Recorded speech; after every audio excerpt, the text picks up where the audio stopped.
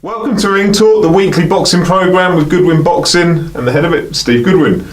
We're going to have a look back at some of the fighters you had in action over the weekend. We're going to have a look forward to some that you've got coming up this week, and then we've got plenty of questions come through from viewers that hopefully we'll be able to rattle through and all go home and you can enjoy the footage. So going back to last weekend, you had some fighters out of the MTK show at the Brentwood Centre in Essex. Yeah, all one, Darryl Church, Adrian Martin, Mark Little. Yeah. Adrian fought Arvidas Trisno, fought well. Adrian is now going out on the Hay show. He's going to be fighting again next week. Right. So good, it's going to keep him busy. And that's where Linus presumably was going to be on it, is it? Yes, Linus was on, but unfortunately they gave him 28 days for a little nick on his eye. But we'd probably been able to still get them on anyway. But we've added obviously Tunjaya Ogunya and Adrian Martin on, but they probably would have been added as well as Linus. But unfortunately for Linus, it's gutting, but hopefully, all things being well, he'll be on the next one. Well, I think that's great. I was messaging Adrian the other day and saying it must be brilliant that you can put that 8-week training camp into use twice in the space of, 14 days. Yeah. And actually, it must be a lot of effort. It's a lot of time and preparation going through that to go and do 6 rounds, but then you get the opportunity to go again. It's great. He's got a nice little platform for him, and hopefully he'll showcase his skills. And so it's brilliant. I'm really happy for him. He's a lovely lad, and this is what we try and do. We try and create opportunities. That's the difference. That's what we do. I thought he looked good, Adrian. I thought he was lighter. He looked the lightest I've ever seen him. Yeah, no, he done well. And Mark Little had an absolute war at the end, didn't he, with the giant David.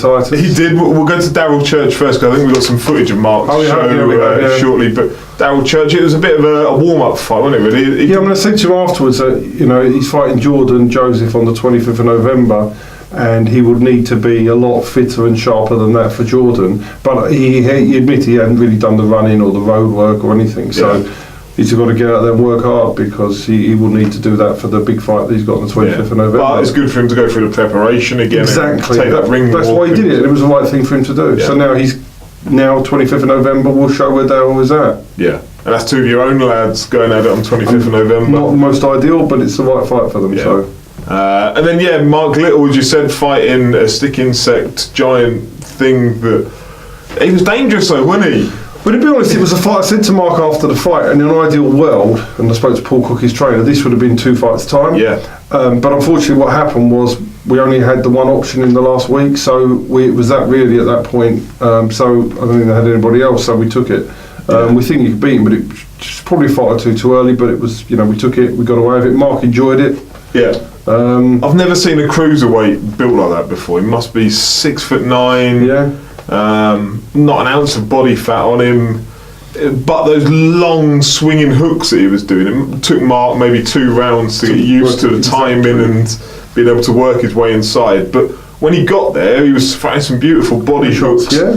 I think you'll learn a lot from that, and I think what we can say with Mark, since he's turned pro, he is progressing, and he's learning his craft. I mean, some other people in the same weight division don't seem to progress from 5'1" to 5'6" or 7, but with Mark, he's definitely progressing, because I think we've just got to bring him along at the right pace. So I know he's sort of raring to go again. In December the 2nd, he's out again at York, so he's raring to go again. So it needs to let the eye heal up, doesn't it? Which hopefully you'll get a glimpse of now. He's going to talk back about his action from the weekend, and you get to see the black eye in person.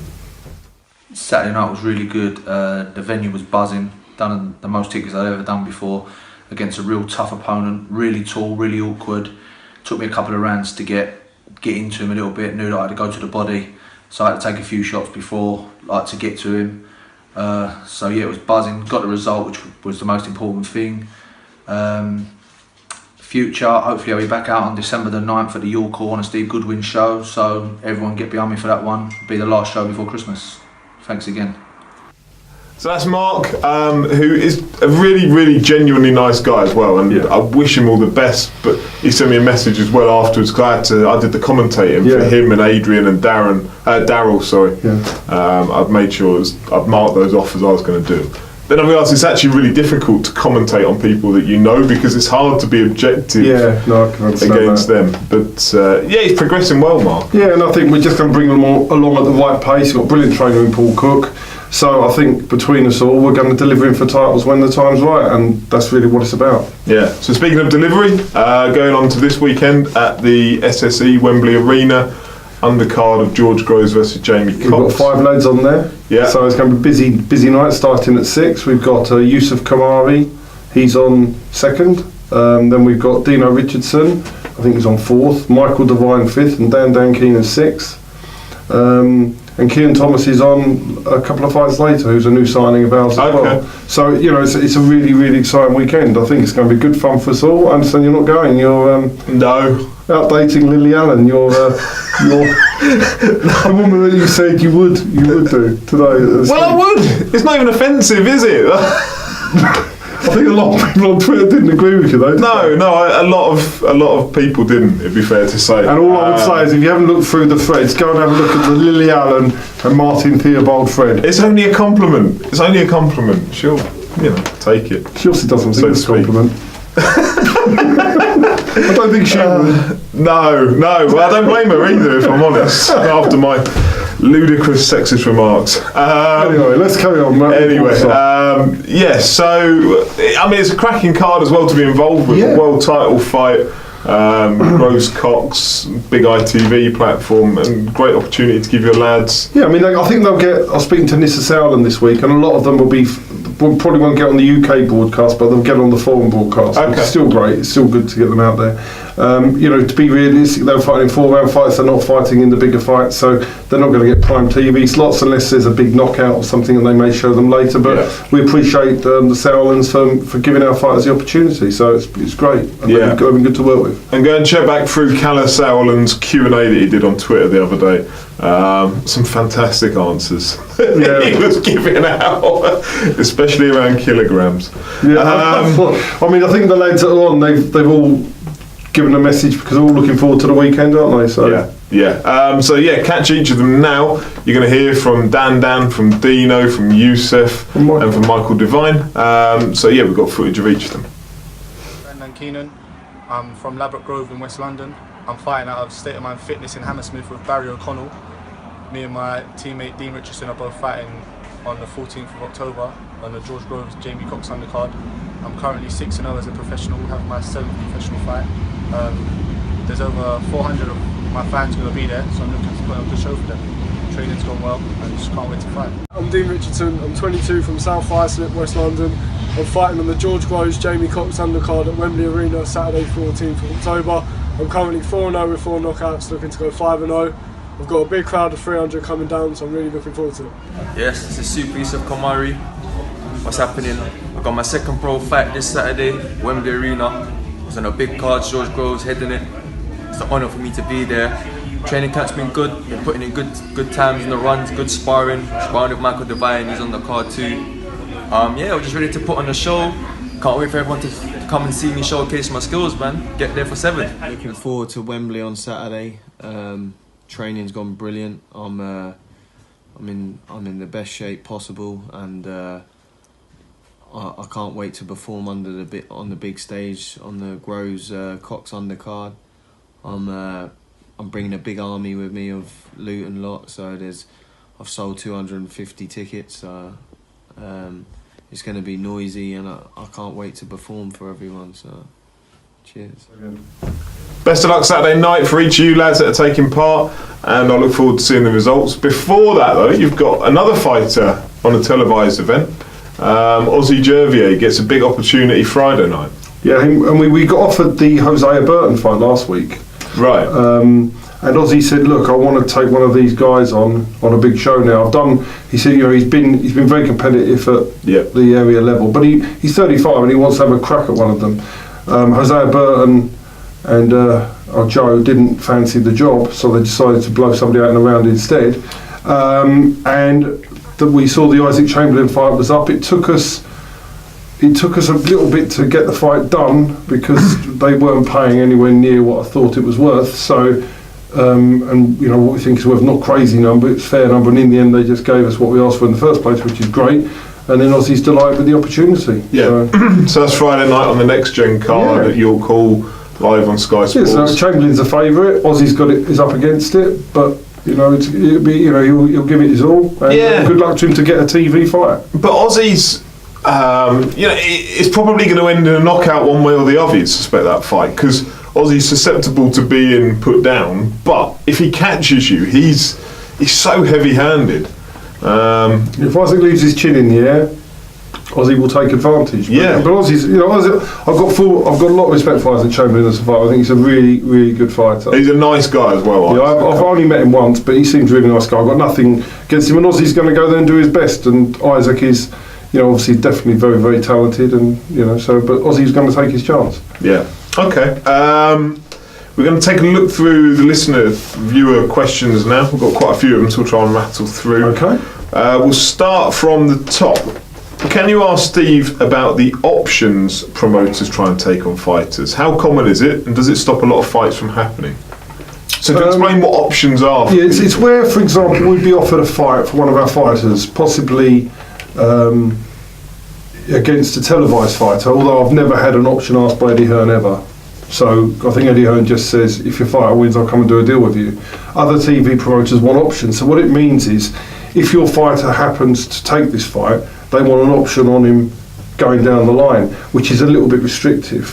So it means they could do a rematch for him and things like that. I'm not over keen on options because it leaves you stranded, because you've got to fulfil that option before you can go and do something else. And which as a manager, presumably, well, it does tie you up, doesn't it? The only time I signed an option, happily, was when I saw Michael Lomax fought Liam Williams for the Commonwealth title. Michael Lomax was 35 at the time, and he was getting a really good payday, so an option of nothing is nothing. Yeah. So he wanted the money, so we signed the option, knowing full well we'd never fulfil the option because he was going to retire, win, lose or draw.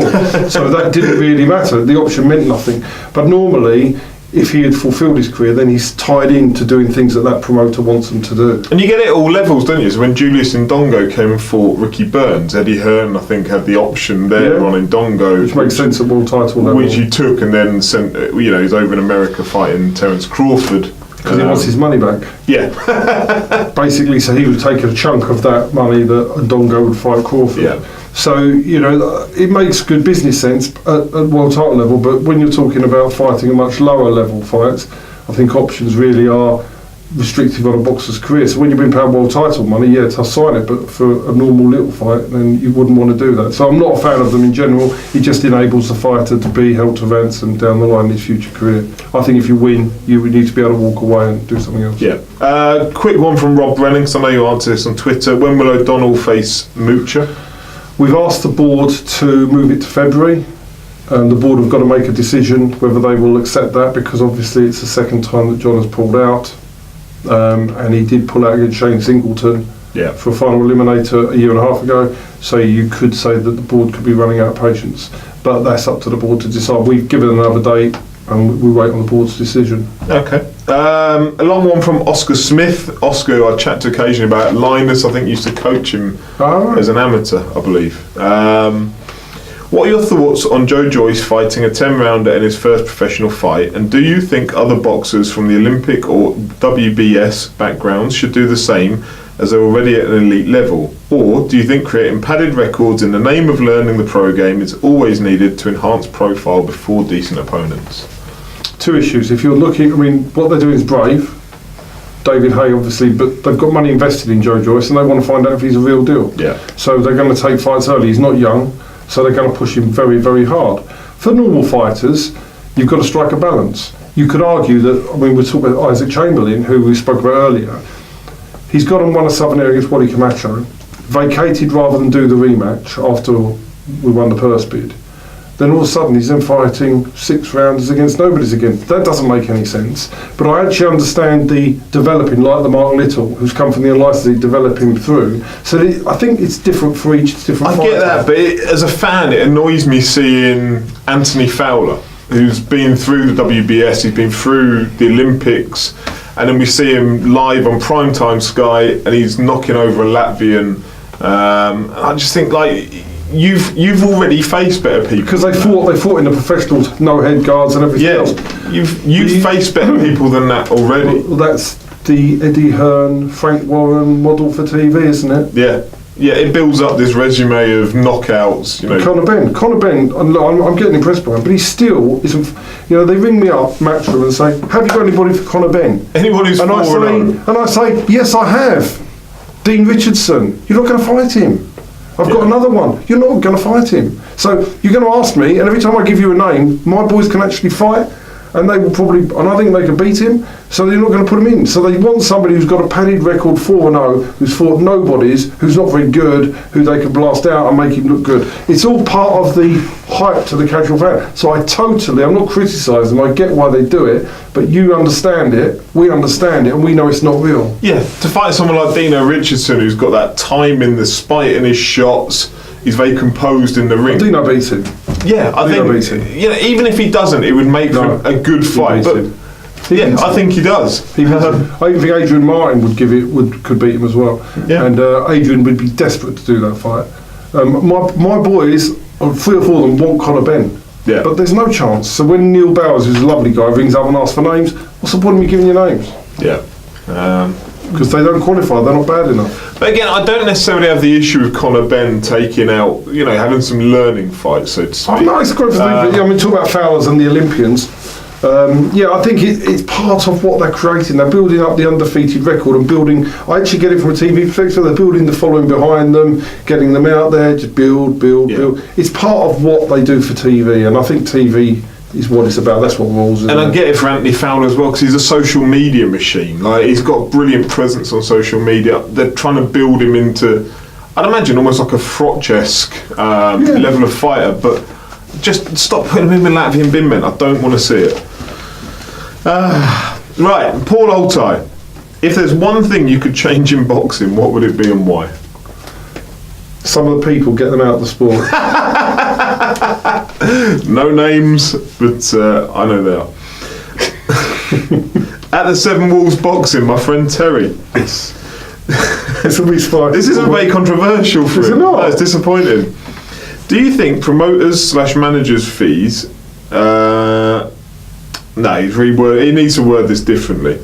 Do you think promoters or managers feed the incorrect information to their fighters at times? I'm thinking back to the Hatton and Hearn exchange regarding Lucas Brown. He's probably not thinking about that, but he's not allowed to say what he is thinking about. I know what he's thinking about. Yes, I think they do. Okay, if they do, why would they do it? And is it worth going straight to the fighter in some cases? You can't go straight to the fighter because you're breaking board regulations. You can't. You can't approach a fighter directly about a fight. You have to go through the manager-promoter. Certain things. Number one, you could have a crooked manager who doesn't see that he's getting enough out of the fight. Some people may, in a hypothetical situation, want a backhander for themselves to arrange a fight. So is that where, say, you would go to a manager, offer £5,000, manager goes to the fighter and says, we've got £3,000 on the table, and then there's £2,000, hypothetically, that could go missing? Potentially, and there are potentially.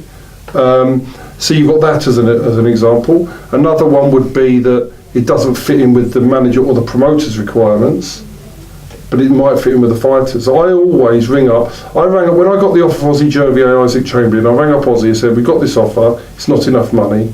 He said, "No, it's ridiculous money. It's stupid money. You could get that for fighting a 6-8 rounder against nobody, Yeah. So I said, "We want this," and he said, "Yeah, I agree. This is what I want." I said, "I agree. Let's hang on for that." And therefore, the only time for me to go back to him was when we got the money we wanted. Yeah.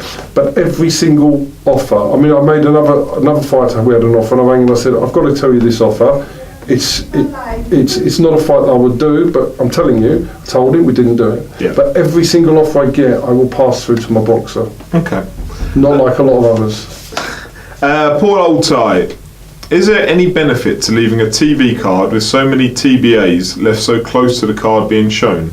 If not, then why does it happen so often? Because the promoter's busy doing other things. I think we touched on matchmaking the other week as well, didn't we? And how difficult it is. It's hard, but you can't leave it to the last week. I think you've got to remember with Matchroom, if they're doing their shows, they do the collar burns, which is really important. This is just like a a bit of a nuisance in the background that they've got to fulfil. Yeah. That's how I feel about next gen shows. No, I agree. So therefore what happens is they leave it to last minute and rush around trying to do it because it's not their priority, it's a low budget. Yeah, I mean, at the same time, they're also going over in the States and trying to set up the Danny Jacobs fight. That's going to take their eye off the ball. This isn't a money-making show for. No, and I'm sure they're doing it to get their fighters out. They get a lower production Sky platform. There's not as much money involved, pardon me, in the show. And to be honest, it's low on priority. Yeah. I'm sure the fighters on it are probably thinking, well, you know, they probably feel it as well. I think the fighters on it know that it's not the same. Question from Sam Khan. I really like this one. What key advice would Steve give to up-and-coming prospects for their careers? What warnings regarding the industry would you give? Get a good manager, an honest manager, a truthful manager, and somebody that will tell you it as it is. Yeah. So that's the key thing to anyone. Because with anything in the world, if you're turning over and you get a wrong manager and you sign for 3 years, and I can tell you lots of examples, and boxers don't quit boxing because they've been promised the world. I can give you an example off air in a minute where somebody promised these people the world and lied totally to get their signatures, and now and other things like that. So I think if you get the right manager, you can then be guided and protected. I'm not saying there are some good managers out there, not many. But if you find that that's the key, if you go with a trainer and you don't get on with that trainer, you can change. The other advice I would give, and this a lot of people will criticise for this, is if your manager is your trainer and you sign a management agreement for 3 years and you find after 8 months that you're not getting on with your trainer, you're in trouble, aren't you? That's true. Where'd you go? Excuse me, trainer, I don't need my manager, I don't like you anymore, can you find me another trainer? Yeah. I mean, it's crazy. So I think that brings a lot of problems. So manager is key. Okay. Andy Killick, what's both of your favourite divisions to watch? Cruiserweight. Cruiserweight? I like cruiserweight. I like. But you've got. Is that because you've got so many? Because it's such a vibrant division at the moment. I just love the division. The heavyweights can be too slow. Pardon me. The heavyweights can be too slow. Yeah. And you see ponderous fights. Gary Cornish, Sam Sexton. Yeah, there you go. The cruiserweights tend to be full of excitement. I love cruiserweights. Yeah, I think it's a great mix of speed and power. Yeah. But what do you make? There was Luke Watkins, Robin Dupre at the weekend, Commonwealth title. I know you've had Paddy Fitzpatrick on Twitter. Yeah, I mean, the simple thing was, Luke Watkins, I think, is a lovely guy. Yeah. And he is. Agreed. He has got. As is Paddy as well. I like Paddy. I've worked with them. They're really decent people. I think Luke is vulnerable to the better quality boxers. I never thought Robin Dupre was top class. I've always been chasing Robin Dupre for Jose Lopez, that's it, I want it, and Waddy Camacho, turn that down. So I've always wanted Robin Dupre because I feel that Robin could be a brilliant light heavyweight, but he's not a cruiserweight. Yeah.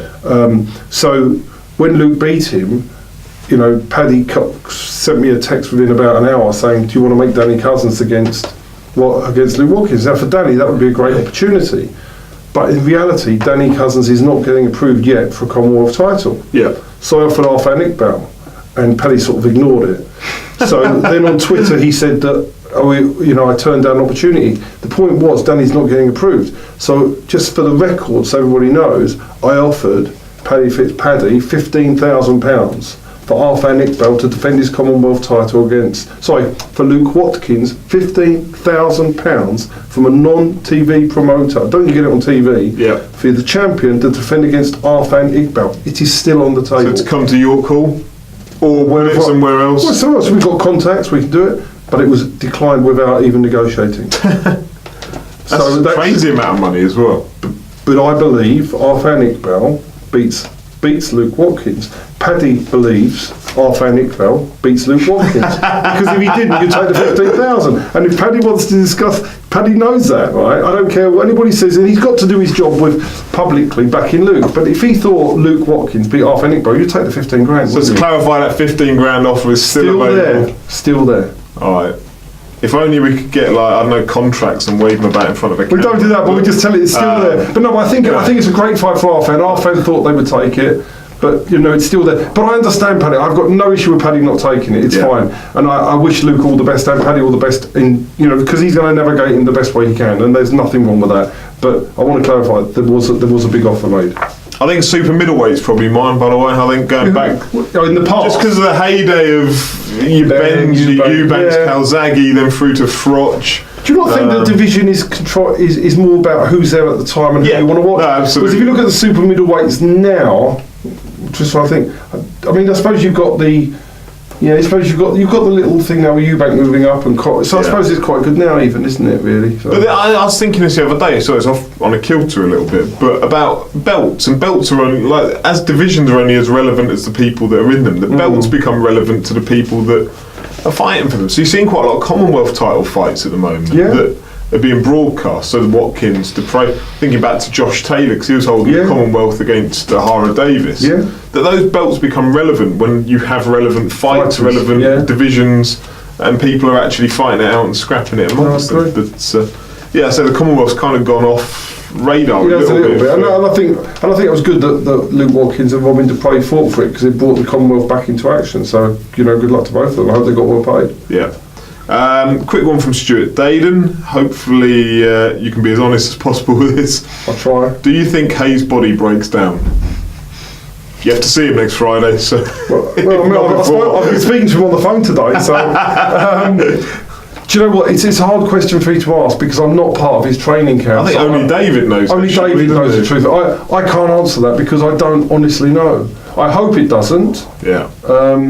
I think David Hay back even to 80% of what he was would be exciting to have back. So I hope and pray that if he does lose, it's not because he's injured. Yeah, for the record, I think it will, and not based upon anything other than the fact that he's had the shoulder problems, the back problems, the Achilles problem now. Changing trainers over time takes its toll, different training techniques, all those things.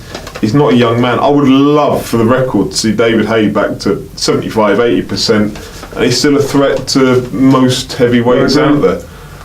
Let's hope so. Let's hope it doesn't anyway. Another one from Stuart. Would you say Eubank is the most improved UK fighter in the last 2 years? Yes. Yeah. I said it last week, didn't I? I said before that I think he beats Groves, I think he beats Callum Smith, I think he beats them all, and I think he absolutely destroys Callum Smith. And I think he is improved, and I didn't actually rate him when he started off. Yeah. But I've said it last week, I said it before he beat Yildirim, I think Chris Eubank is the real deal. Yeah, and what a fantastic knockout it was as well. Andy Killick, what does a journeyman make per fight, and does the rate go up the more rounds they do? The rate obviously goes up the more rounds you do, and it would depend. If you have a journeyman that fights off TV in a 4-rounder, they're only going to earn 1,000 to 1,200. If they called in at late notice, might go up to 1,500. Yeah. If you go on TV, it starts to become more. So, and it depends, for example, when they call. Ozzy Gervais was offered, I wanted much more money for Hosea Burton than I would have done if he was fighting a normal fight somewhere else. So, and obviously Isaac Chamberlain is getting better pay than he would do off TV against an 8-round novice. It's a bit like that. It's supply and demand, but the amount that journeyman can charge is increasing. Okay, is that because there's fewer of them? Fewer of them, supply and demand. Right. Final one from James Barron. Will Amir Khan actually return this year, in your opinion? And realistically, against what level of fighter would you expect? I don't care. No, I agree. He's such an irrelevant... He's become so boring. And do you know what? I saw Kel Brook had tweeted him this week as well, and I think... You think, who cares? Between the two of you, going to have a punch up in a car park, who cares? And I'll chuck 20 quid in, and every other boxing fan will chuck 20 quid in, and between us, we'll make sure you stay out of the sport, and... It's done. It's become a circus act. It's done. I don't really care what level he comes back at. He's become so annoying. Yeah. And for me, yeah, he was a great fighter, Amir Khan. Kel Brook now has had the 2 defeats. This fight doesn't really mean anything. I'm sure they'll hash it up and go pay-per-view. I'm sure you'll get all of that, but it's not a relevant fight anymore. I think Amir Khan has such a fantastic CV that it's just a shame that he's ruining himself later on in his career by all the stuff outside of the ring. Who's advising him and looking after him and whatever? Who knows? Yeah, but I read today Brooks going to come back at welterweight as well. I think surely it's time to step up to light middle, 154 pounds, and just a bit bored of it all. Yeah, go on a plane, start spewing, but do all of that. It's just it's a miserable state of affairs. Yeah. Right, so that's about it for the week. But you'll be down at Wembley Arena Saturday night. And we'll review Wembley, and we'll be talking about all the fighters on the Haymaker show next Friday. So Yes, because you've got plenty of them. Plenty of them. We'll talk about the Joe Joyce-Lewison fight. Probably get some footage back. There's a media workout day on the Tuesday next week. Are all your lads down at Yeah, they'll be down there. Apart from Jordan, I think Jordan's not going, but the rest are. So we'll get some footage from that. Show that on here as well. Excellent. So there'll be plenty to talk about next week. Fantastic. We'll geared up towards the O2 on the 20th. All right, and thank you very much for your questions. Much appreciated. And we'll get them in again for next week. Have a good week, and we'll see you then. Cheers.